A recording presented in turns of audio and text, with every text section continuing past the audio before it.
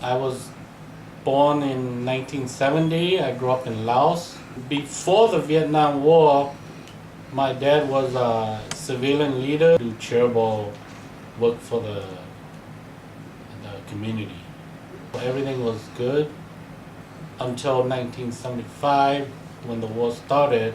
We don't live in the northern part of Laos, so we don't see the actual fighting, but we can see the jet do the dogfight in the air, and we can hear bomb goes off every day.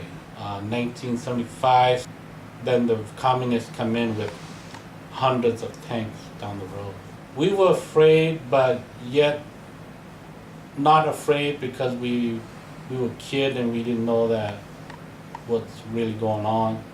In 1975, when the communists first came in, the first round, any political personnel or government, even town official, like mayors or police chief, they were all taken, all the mail were taken away and never be seen again. My uncle was he would be like the chief of staff or someone like that. They were captured and taken, and he was never seen again. But then we stayed till 1979, and that's when they did the second ethnic cleansing, and then now my father was on the list. All the mail was on the list, and this time they're gonna do thoroughly taking everyone. So we left. That's when we left Laos. They took them. They called a town hall meeting, and they went to had a meeting till noon, and then they said, okay, everyone go home and have lunch, and then they're gonna do the afternoon meeting. But that was just kind of trick because they have all the Viet Cong waiting at the intersection with trucks and ready to take them all in at one time.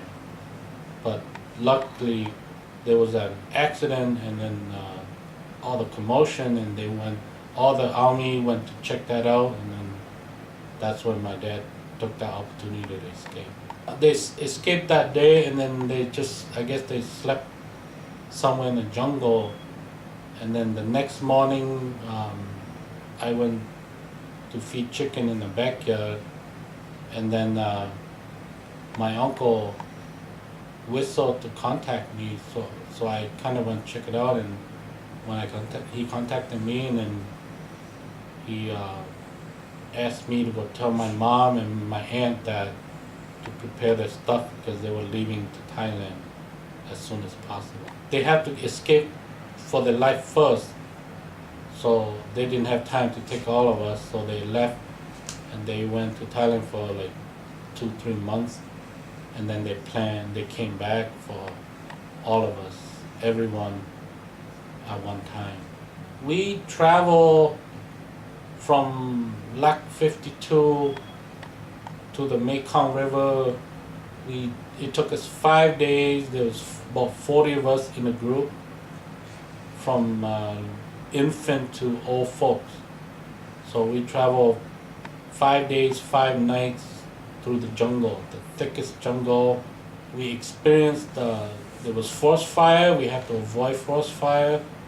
We have to avoid a wild elephant. There was no drink. It was dry season, so there's no drinking water.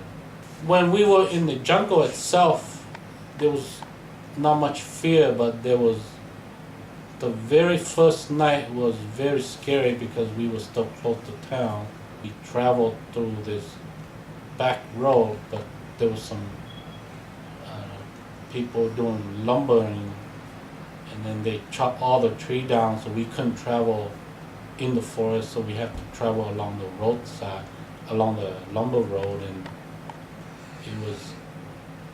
it was 2 points when we saw, one was we saw flashlight walking down the road, so we were afraid it might be the red Lao, and then we had to take a different route. And then we came up to this point where there was a campfire now, but we couldn't go around them because all the trees were down. These are big, giant trees that were blocking everywhere, so we couldn't go around them. So my dad made the decision to go approach them, that if they were someone we know, then we're gonna ask them to let us bypass. But if they're gonna resist, then my dad was gonna do something about it. I don't know what that is, but but luckily the people we met up was somebody that knows my dad. When we reached the Mekong River, we made a raft to cross. There was, like I said, there was about 40 of us, and it split into two groups. And then one of the raft was too heavy, so some of us got off. Actually, when they said get off, I was the first person to get off. And then my dad saw that, so he jumped off. And then other people didn't want to get off, so my dad asked another family to get off. And they have, I think, like five or six people, they got off. So everyone left to Thailand during the night, just when it got dark, and then they all left. And all of a sudden, it was the quietest moment. And then we just sat at the shore, listened. My dad wanted to make sure that they go for good, because he was the only guy that has that M16. And so they all left, and then we went back. My dad decided we have to climb back on top of the bluff. So it was quite high, so we went back and we stayed the night there for one night again in Laos.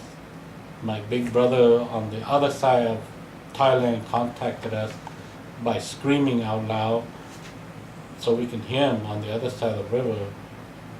And then the river is about the size of Mississippi, the width. So we can hear him over there, but my dad cannot yell back because he was afraid.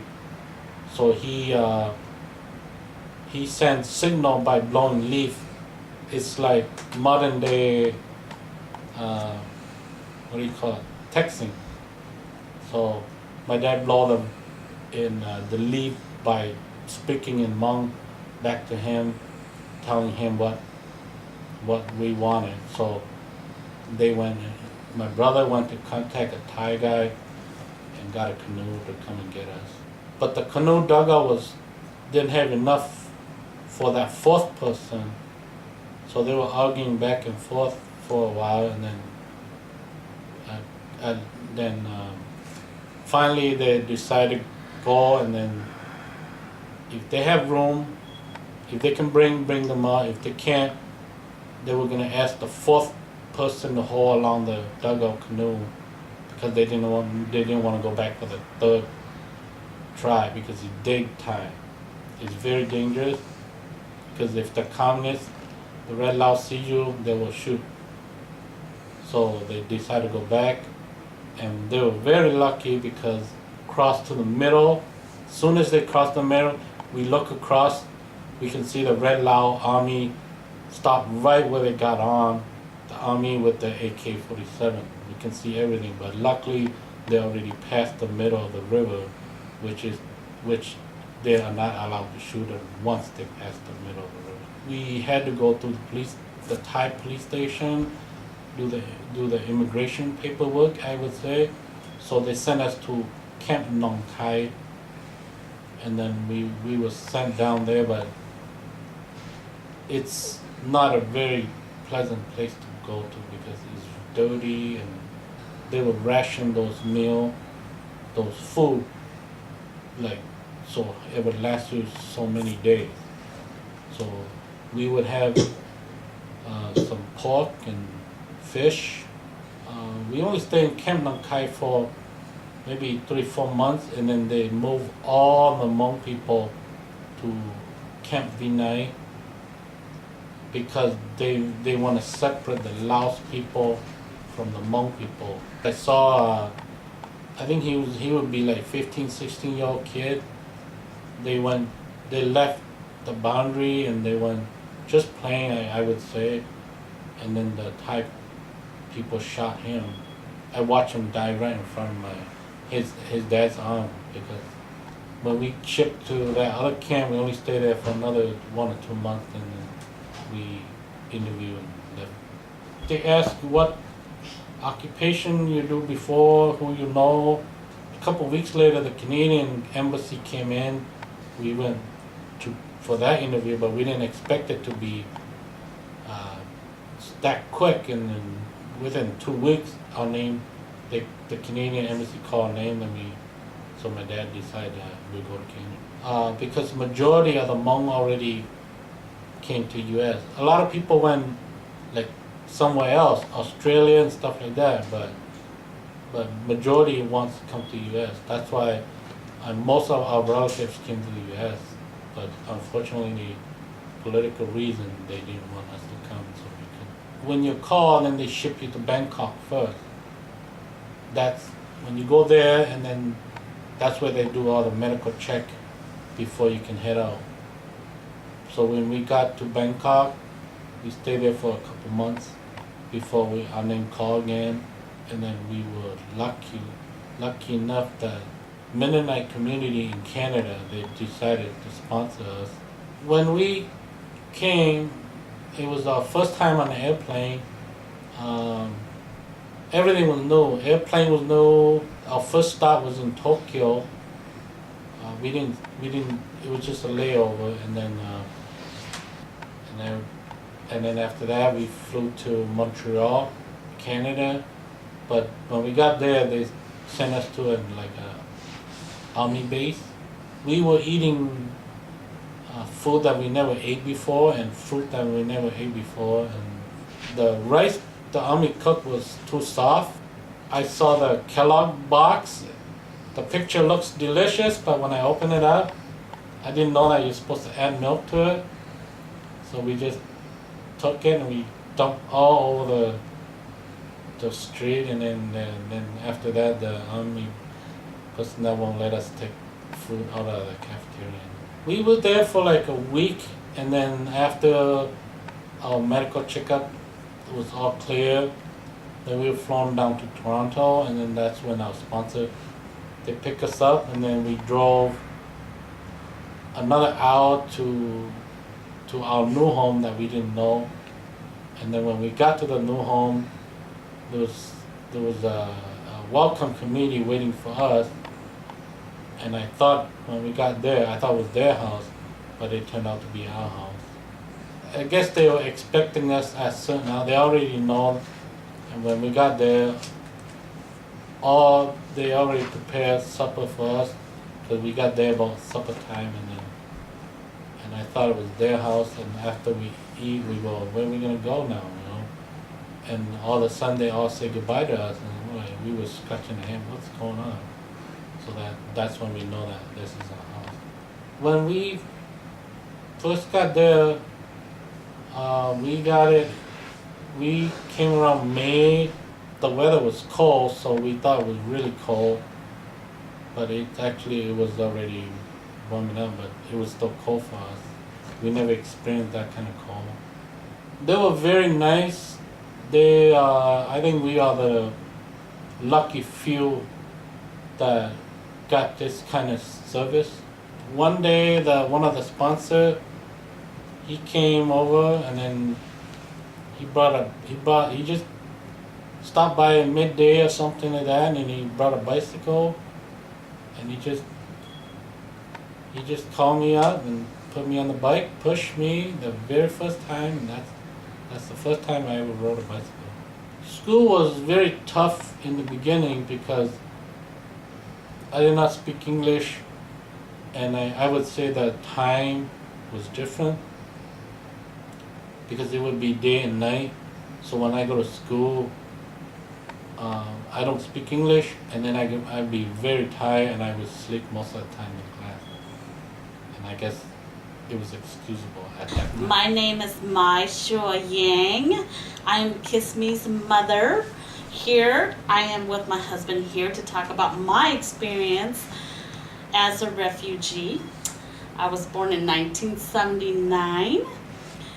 I'm not a Laos citizen nor a Thai citizen because I was born crossing the river on the Mekong River, so I don't have any citizenship to either country.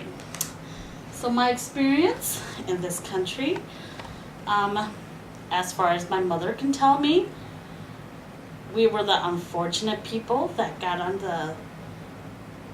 the plane to United States. We were sponsored by a church, but back in 1980, lots of church sponsored a lot of Hmong folks or family. But these church or these organizations sponsored them for the financial benefit of their company or organization. So we were one of the unlucky folks that got sponsored, however, did not get supported all the way through.